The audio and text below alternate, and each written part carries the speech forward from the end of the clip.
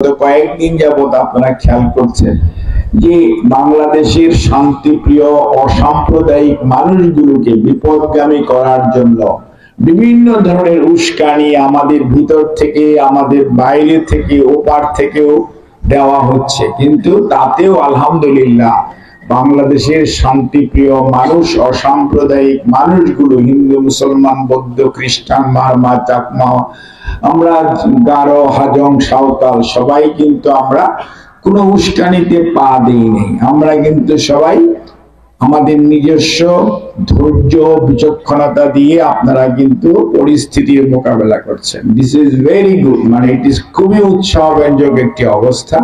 এবং বাংলাদেশের ইতিহাস বলে যে দীর্ঘ শত শত বৎসর যাবৎ বাংলাদেশের একটি অসাম্প্রদায়িক অবস্থা সবসময় বিরাজমান ছিল এবং এটি সবসময় বাঙালি ধরে রেখেছে।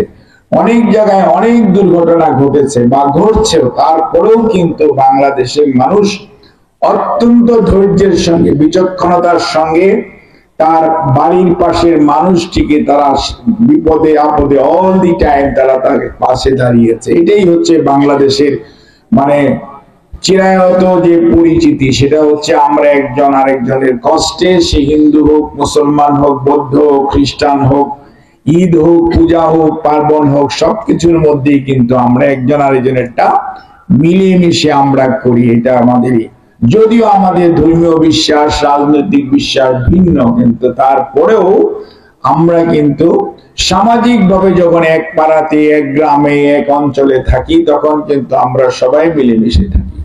কাজে কেউ কেউ যদি মনে করেন যে আমাদের এই দুর্বলতাকে বা আমাদের এই চুপচাপ থাকাকে বা আমাদের নির্লিপ্ত থাকাকে কেউ আমাদের দুর্বলতা ভাবেন, তাহলে ভুল করবেন। কারণ এই বাঙালি কিন্তু সেই বাঙালি যে বাঙালি কে দাবিয়ে রাখা যায় নাই। কারা পারে নাই? আপনাকে, আপনাদের মনে থাকার কথা, এই দিনাজপুরে হাজী দানেশ নামে একজন ভদ্রলোক ছিলেন না? কৃষক আন্দোলন কিন্তু পীঠস্থান, মানে অর্থাৎ তীর্থ জন্মভূমি হচ্ছে আপনার দিনাজপুর।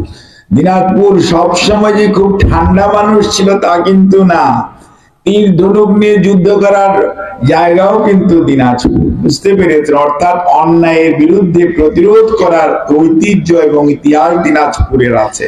আর এই অঞ্চলে স্বাধীনতা যুদ্ধের কথা যদি মনে থেকে থাকে কারো, 71-এর কথা, এখানে যে যুদ্ধ হয়েছিল, এই যে আপনার এই ঘোড়াঘাট বলেন আর হিলি বলেন, আর আপনার এই রাস্তা দিয়ে পাকিস্তানিরা ট্যাঙ্ক ফেলে পালিয়ে গিয়েছিল, মনে আছে? হ্যাঁ, স্বাধীনতার